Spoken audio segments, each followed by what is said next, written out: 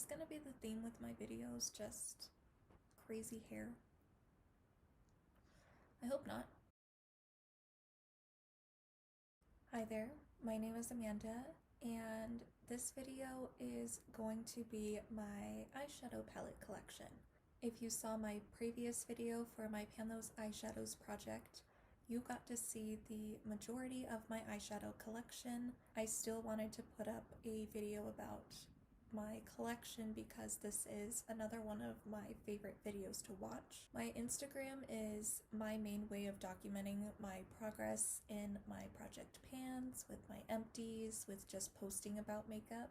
If you came from my Instagram and came to this YouTube channel, I really appreciate the support in another platform that I'm going to be documenting my progress. So I just wanted to say thank you for that. If you have ideas of things that you want to see on this YouTube channel or even on my Instagram, please feel free to share. You can DM me. My Instagram is @useitupmakeup, or feel free to leave a comment here. So now the exciting part, I want to show off my eyeshadow palette collection. I have a mix of high-end and what I would consider drugstore palettes, even though the brands that I'm going to be talking about aren't truly considered drugstore, but you'll see as I talk about them. And currently I have 17 eyeshadow palettes, so definitely not the largest, but also not the smallest either. The way I wanted to structure this, I wanted to talk about the palettes that I have the least amount from one brand to the most that I have from one brand. So let's just get started. So the palette that I have on top is one of my more recent purchases. This is the Huda Nude Light palette. This is one that I talked about in my Pan Those Eyeshadows video, and this is what it looks like. It's a very pretty pinky toned palette. I really like these shades. I swatched them in Sephora and I couldn't leave. This is a palette that I kind of waited a little bit longer to purchase because I think I have more palettes than I need, and these tones aren't really a stranger to my collection, but I really enjoy this palette as of now. The next palette that I only have one of from a brand is from Dose of Colors, and you probably have already guessed it. It is the Friendcation palette.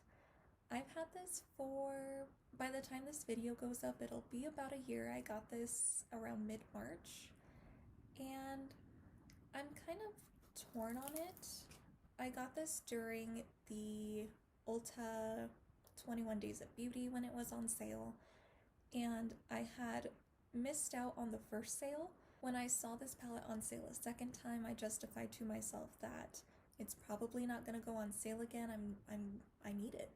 I don't know if it's because of these beautiful glitter shades. I don't know if it's because the mattes kind of don't work the way that I expect them to. When I play with it, the looks that I create come out darker than I expect. That may be because I have a heavy hand and because I haven't really learned this palette yet. This is one that I have been considering decluttering. I do have a pan in one shade though, in this shade right here. I believe it is called Just a Kiss. I'm hoping that this is going to be rolled into my Pan Those Eyeshadows project very soon.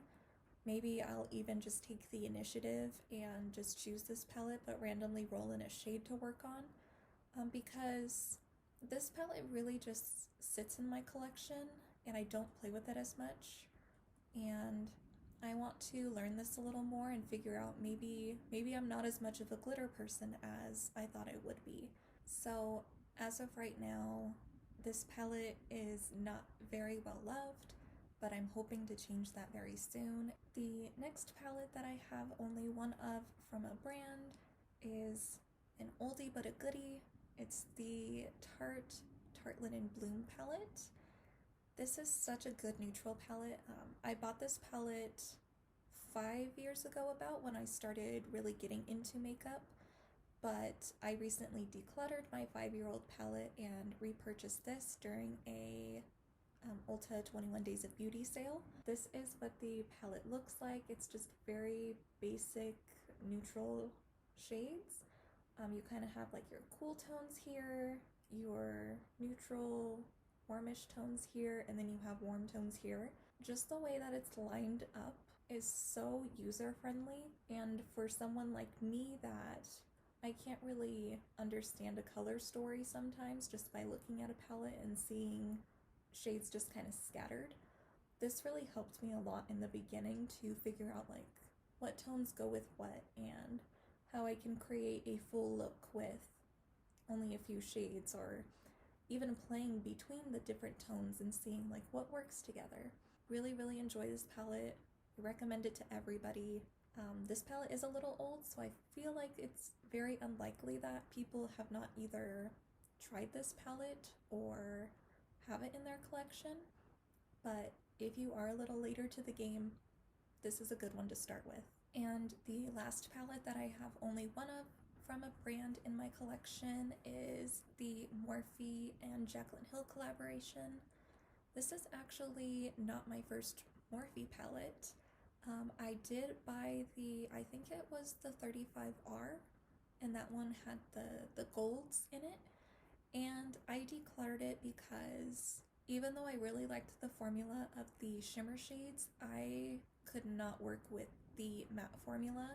But with the Jaclyn Hill palette, I know that she had her own formula created for this palette. This formula works so much better than the other Morphe shadow formulas, especially the mattes. But these shimmer shades are probably one of my top 3 favorites of all the palettes that I own, because you really don't need to wet your brush in order to get the impact. I have issues with oily eyelids, and creasing happens for me very easily, or even just the shadow wearing off. With these, my shadows don't go anywhere, and that's after working in a kitchen, and it's after a long day of interning. These shadows don't go anywhere, and I love that. So these are some of my like go-tos if I know that I'm going to be wearing eyeshadow for the whole day. These are what I go to. Overall, this is a really good palette. Not too many bad things to say. Okay, so now I've talked about the palettes that I have one of from a brand. So now we're going to get into the brands that I have multiple palettes of. So the first brand I want to talk about, I have 2 palettes from, and that is Urban Decay. And if you can guess, one of their most popular palettes is one that I have, the Born to Run. And this is a palette that when they started marketing, I was immediately drawn to it. It has a similar color story, I think, to the Jaclyn Hill palette in that you get a lot of variety in here. You do get some unique shades that you can't get from the Jaclyn Hill palette, but I also don't feel like you need both. The mattes in here I feel like are not the best quality. The shades in particular that I'm thinking about are like Baja and Still Shot right here. I've tried using these shades and tried making them more vibrant, and they just blended away, and so it kind of made it like not that fun to use. However, I really like the shimmer shades in here for the most part. The only one that I had a lot of trouble with was Wild Heart, but as a one and done shade, I liked it the best. I don't normally play with blues, but I was inspired by Kelly Gooch here on YouTube. She did a look with, I think this is Radio and Big Sky. She did a look with that, and it was really fun. And when I recreated that, I kind of liked it. Definitely a fun way for me to step out of my comfort zone, and that's what I like to do with makeup sometimes. So this is a fun palette for when I do want to step out. And the last palette that I have from Urban Decay is one of their latest releases, and I'm gonna try not to blind you like I did last time, but it is the Urban Decay Naked Honey palette. And these kind of tones are ones that I really enjoy, especially in the fall. While I love these tones, they're not my favorite to use in the winter months. I did enjoy this palette, and I'm happy it's in my collection and that I have a palette that I can go to when I do want those like warm mustardy yellow tone looks that I crave sometimes. So now the second brand that I have the most of, this is the high-end brand that I have the most palettes from. It's Anastasia Beverly Hills. I recently got these shadows. I think I've had my first palette since November of 2018, so it's been a little over a year, but I'm really happy that these are in my collection. There's some that I reach for the most, the ones that I think about the most, especially the one that I'm about to talk about. It's the one that I have on my eyes right now, and it is the Soft Glam palette. Such a beautiful palette, just all around. I mean, you can use this for pretty much whatever season, whatever event. If you want something simple like I did today, if you want something smoky. And I love that even though this is a smaller palette, I feel like I have a lot of variety in here. That's probably what surprised me the most about this palette, is I feel like I can create a lot of different looks with it. I'm just really happy to have this in my collection. This kind of started my love for the Anastasia eyeshadows. The only shade that I kind of have trouble with is Sultry. I haven't really found a way to use that looks flattering on me. When I have used this, it kind of looks like I'm dead. Hopefully this will be rolled into my Panthos eyeshadows project soon, and I can also use that shade and figure out like how do I even use it. So the next palette that I have from Anastasia is probably my overall one of my favorites, probably would be ranked in my top 5 palettes, but it is the Sultry palette. The shades that kind of really surprised me that I really liked were Cinder right here. I wasn't really sure what I would do with these kind of like brown bronzy shades, because I don't really, when I see these shades I think of like browns, and I don't really wear brown as a lid shade, but Cinder is probably one of my favorite shades to wear as like a neutral lid shade. It took me by surprise. I didn't think I would love it as much as I do. The other shade that surprised me was Cyborg, which is this very pretty silver shade, and I thought that's not going to be wearable. I'm going to look like a shiny tinfoil robot if I wear that. It's actually a lot more wearable than I anticipated, but overall, again, one of my favorite palettes, especially the shimmer shades. I feel like the ones in here are very special compared to the ones that I've used before in my other Anastasia palettes and my other eyeshadow palettes. These ones just have like the slightest like glittery reflect to them that just makes them very impactful. And the last Anastasia palette that I have is one of my newer additions to my eyeshadow collection, and it is the Nordvina palette. I was drawn to this because of like the purpley tones, the pinky tones. I've just been more into those tones more lately, but I also like that you can get like these more neutral shades in here. It's not a purple palette, it's not a pink palette, it is a neutral palette that has those fun, cooler tones within them. Overall, I haven't played with this palette too much. I've really only played with, I think this one is Eccentric and Incense, and then I put Dazzling on the lid. Now for the last brand that I have eyeshadow palettes from. This is probably one of my favorite brands overall. One of my favorite categories from them overall is probably their eyeshadow palettes. And the brand that I'm talking about is ColourPop. So the first palette that I want to talk about is the only larger palette that I have from them, and it is the Fame palette. This is one of their birthday collections. This is the cool toned version. They also came out with a warm toned kind of sister palette. This is one of the first cool toned palettes that I ever bought. I did have the Tarte Linen Bloom, and I did play with like that first row that had the cooler tones. but those are very gray, and this has a lot more of like a pinky purpley tone to it. And when I started playing with this palette, I started learning to love especially purples. Those were shades that I was very scared of.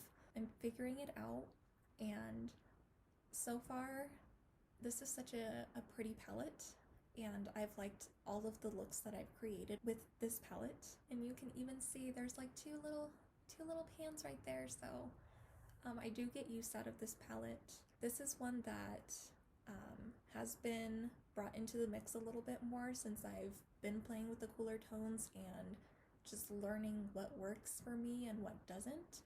And I'm happy that I had this palette to learn with. So the next 4 palettes that I'm going to talk about, I feel like I need to give a little bit of a backstory. So these palettes were rearranged, and they do not look like the original palettes, like the original layout. And there are some different shades in here because I did have the ColourPop Perception palette, and I decluttered most of those shades, but within these palettes I did declutter a few shades. So some of the shades from the Perception palette are featured in here. Some of the shades that I didn't like within these palettes were decluttered, and I actually put them all in the Perception palette and gave them to a friend recently. So I did just want to give that backstory that these palettes are rearranged, they are not fake. And if you want to rearrange your palettes, your ColourPop palettes, it's really easy to do. And if you find that you get more inspiration by just like moving things around a little bit, I would highly suggest that you do it. So the first palette that I have is the packaging of the Yes Please palette, but this is also one of the palettes that I enjoyed the most before I rearranged it. I think I kept most of the shades within this palette. If you saw my Pan Those Eyeshadows video, I featured this as one of the palettes that I was talking about, but you'll notice that this shade looks different than the one in my Pan Those Eyeshadows video, and that's because I undecluttered this shade and I moved the shade that was in here into another palette that I'm going to be talking about. Overall, this very warm-toned palette, this is one I really enjoy reaching for in the summer. One of my favorite looks to create is with this middle row. That's the main reason why I wanted to rearrange this, because the shades weren't all in a row like this. Yeah, this is not a palette that I am reaching for right now. In the summer, I do tend to gravitate towards this a lot more, so it will have its time very soon. The other palette that I have, this one I think I kept mostly very similar. It's just mostly rearranging where the shades went, but it is the Give It To Me Straight palette. This is one that I was a little scared of at first because of these mauve tones. I didn't think it would be flattering on me. I think they look pretty on, especially like with blue eyes. I love these tones, and even like this purple is actually one of my favorites. I never thought I would say that, but this purple is so pretty. One of my favorite looks that I've created with this palette was using this purple shade. Overall, this is a beautiful palette. This is one of those palettes that I think I would rank very highly, like at least top 5 within my collection. So the next 2 palettes that I'm talking about look absolutely nothing like they did originally, and that's because I made one palette more of an all, no, not more of, I made one palette an all matte palette, and the other palette is mainly a all shimmer palette. The packaging that I used for my all matte palette came from this was originally the Double Entendre palette. This is just a very orange, warm-toned matte palette. I pretty much have like all my setting shades up here. I have some of the like transitions. This one doesn't really have as much of a rhyme and reason as my other palettes. This one is not as exciting to look at, but this is one that I think of if I just want to do something very quick, and maybe I do have the mindset of doing something a little more warm-toned. This is an easy one to use, and I also like to use it in conjunction with the other palette that I'll talk about. because this has all the mattes that I need to complement all of these shimmers within my other palette. So that other palette that I'm talking about is in the packaging for the Dream Street palette with Kathleen Lights and ColourPop. This one's, like I said, an all shimmer palette. The only matte shade that I have in here is, I think this is called Water Bearer, and that this shade is originally within the Dream Street palette. The unique shades that I kept are just here at the bottom. I have Kaleidoscope right here. This one is originally within the Dream Street, and then again, Water Bearer. This is a palette that I cannot use on its own. Every time that I use this palette, I tend to use it with the mattes that I have in the double entendre packaging. They just go together. So the last three palettes that I have in my collection are still from ColourPop, but they are my very, very recent purchases. And you would have seen these in my Pan Those Eyeshadows video. But the first one that I have, this is another 16 pan palette, and it is the Flutterby palette. Like I've mentioned, purpley, pinky tones are what I'm really into right now, and especially wanting to play with more of the cooler tones, and this fits very well into that. Something that you will see is that there is not a pressed glitter shade in there anymore. I don't want to use things on my eyes that are not eye safe, so I decluttered that shade and just used what I already have. And I've used this palette once now, and this shade came in handy, so I'm glad that I switched it out. Just by looking at the color story, I feel like this is going to be a very well-loved palette in my collection. And the last two palettes that I have in my collection are both 9-pan palettes. The first one being probably one of the more recent releases from ColourPop. This is the Blush Crush palette, and this is the pinky version of the 9-pans. There's not really anything bad to say about it. The main shade that I've played with is this very bright pink shade in the middle that is within my Pan Those Eyeshadows project. My thoughts are not fully formed on this. It has similar shades to other pinky toned palettes in my collection, so maybe not as unique, but will still be very well loved. And the last palette that I have in my collection, one that I absolutely did not need. Apparently I cannot have enough browns because I really wanted the Going Coconuts palette. Just very pretty, neutrally brown tones. I haven't played with this palette too much yet, so I haven't fully formed my thoughts, but again, just by looking at the color story, this is a palette that I'm going to get a lot of use out of. And I love that it has a mirror in it, so this is one that I can take with me traveling. I love to take my Tarte Linen Bloom, but this might, I don't know, this might take its place in the future. I almost totally forgot about my single eyeshadow collection. It's not very big. I only have 4 single shadows and they come in bulky packaging, but I still wanted to share them because they're still part of my collection. They're still used, very rarely, but they're still used, and they show that they have use in them too. This is a Stila Glitter and Glow shadow. This is in the shade Rose Gold Retro, and this one is, like the title suggests, it is a glitter shade. This is one I actually really like to use with the Give It To Me Straight palette.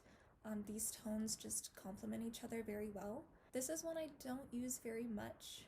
I think I've just found out that liquid shadows and single shadows in general, I don't really reach for that much. I've just found that I enjoy eyeshadow palettes more. When I do use this shade, it's so pretty, and the glitter in it makes me think I'm a glitter person when I think I'm really not. This changes my mind sometimes. This is a very pretty shade, obviously like reflective. It has like obviously, like the name suggests, it's a rose gold.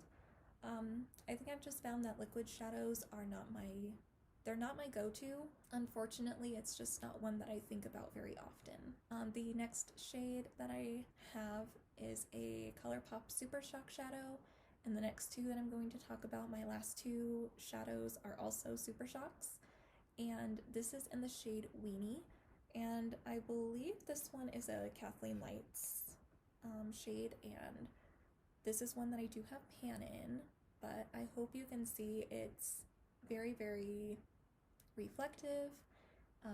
It's a rose gold kind of shade. This is another one that I really enjoy using with the Give It To Me Straight palette. The next shade that I have is unfortunately discontinued, but this is the shade Game Face.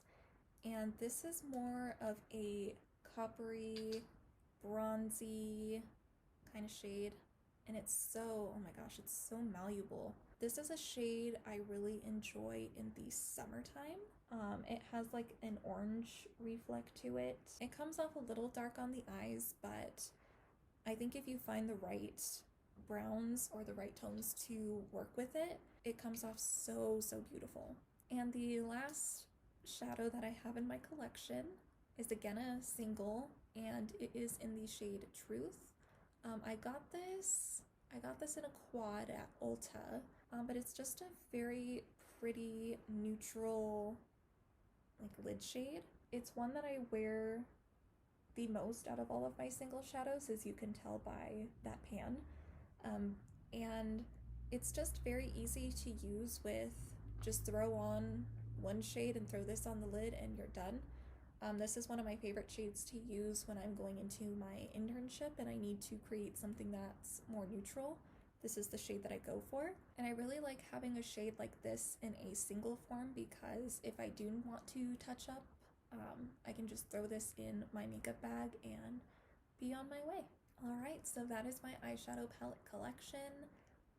Again, it's not the largest eyeshadow palette collection, but it's also not the smallest. This is a lot more curated to what I like than what my collection used to look like.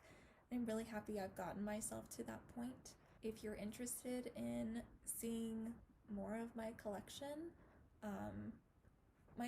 is pretty curated at the moment. The only other part of my collection that's a little more out of hand is my lipstick collection, and that is more neutrals, but if you're interested in seeing that video, comment down below, let me know. Maybe I can get that up for you. So thank you so much for watching, and again, thank you for the support on my first video and for subscribing if you have. Again, if you're more interested in keeping up with makeup content and you want to see something outside of YouTube, I do have an Instagram. My handle is @useitupmakeup. And there I post more consistently. If you want more content, if you want more consistency, absolutely, please go follow, message me, let me know that you came from this channel. Thank you so much for watching. I hope you have a wonderful day ahead of you. I hope to see you in my next video. Bye!